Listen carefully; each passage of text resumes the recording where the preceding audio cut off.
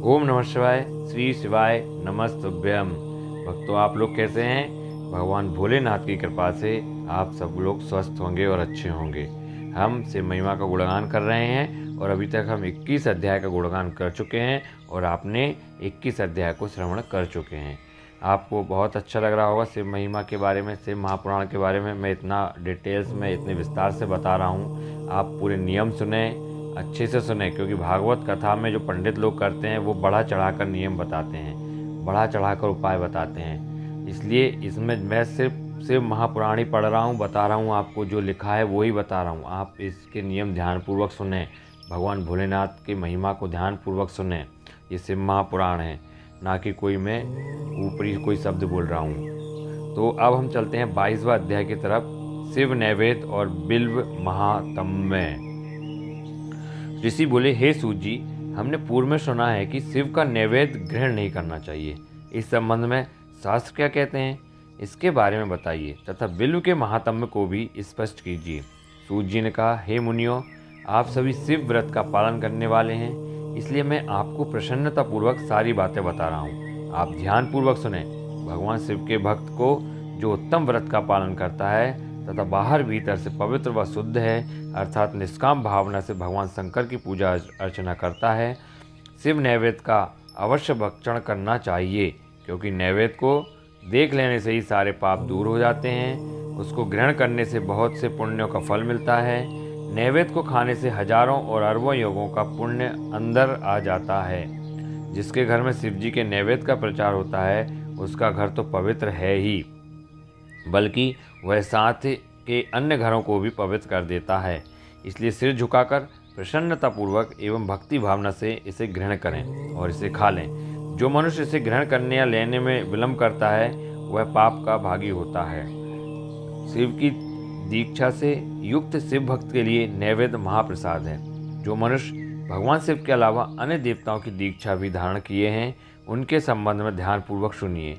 ब्राह्मणों, जहाँ से सालग्राम शिला की उत्पत्ति होती है, वहाँ उत्पन्न लिंग में, रसलिंग में, पाषाण, रजत तथा स्वर्ण से निर्मित लिंग में, देवताओं तथा सिद्धों द्वारा प्रतिष्ठित लिंग में, केसर लिंग, स्फटिक लिंग, रत्न निर्मित लिंग तथा समस्त ज्योतिर्लिंगों में विराजमान भगवान शिव के नैवेद्य को ग्रहण करना चंद्रायण व्रत के समान पुष्पदायक है। शिव नैवेद्य भक्षण करने एवं उसे सिर पर धारण करने से ब्रह्मा हत्या के पाप से भी छुटकारा मिल जाता है और मनुष्य पवित्र हो जाता है। परंतु जहाँ चांडालों का अधिकार हो, वहाँ का महाप्रसाद भक्तिपूर्वक भक्षण नहीं करना चाहिए। बाणलिंग और लौह निर्मित लिंग, सिद्धलिंग, उपासना से प्राप्त अर्थात सिद्धों द्वारा स्थापित लिंग, स्वयंभूलिंग एवं मूर्तियों का जहाँ पर चंड का अधिकार नहीं है, जो मनुष्य भक्तिपूर्वक स्नान कराकर उस जल का 3 बार आचमन करता है, उसके सभी कायिक, वाचिक और मानसिक पाप नष्ट हो जाते हैं। जो वस्तु भगवान शिव को अर्पित की जाती है, वह अत्यंत पवित्र मानी जाती है।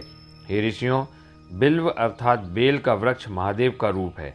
देवताओं द्वारा इसकी स्तुति की गई है। तीनों लोकों में स्थित सभी तीर्थ बिल्व में ही निवास करते हैं, क्योंकि इसकी जड़ में लिंग रूपी महादेव जी का वास होता है। जो इसकी पूजा करता है, वो निश्चय ही शिव पद प्राप्त करता है। जो मनुष्य बिल्व की जड़ के पास अपने मस्तक को जल से सींचता है, उसे संपूर्ण तीर्थ स्थलों पर स्नान का फल प्राप्त होता है।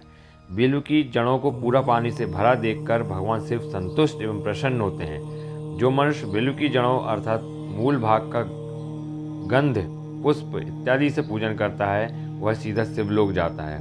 उसे संतान और सुख की प्राप्ति होती है। भक्तिपूर्वक पवित्र मन से बिल्व की जड़ में दीपक जलाने वाला मनुष्य सब पापों से छूट जाता है। इस वृक्ष के नीचे जो मनुष्य एक शिव भक्त ब्राह्मण को भोजन कराता है, उसे 1 करोड़ ब्राह्मणों को भोजन कराने का फल मिलता है। इस वृक्ष के नीचे दूध घी में पके अन्न का दान देने से दरिद्रता दूर हो जाती है। हे ऋषियों, प्रवृत्ति और निवृत्ति के 2 मार्ग हैं। प्रवृत्ति के मार्ग में पूजा पाठ करने से मनोरथ पूर्ण हो जाते हैं तथा संपूर्ण अभीष्ट फल प्रदान करता है। किसी सुपात्र गुरु द्वारा विधि विधान से पूजन कराएं।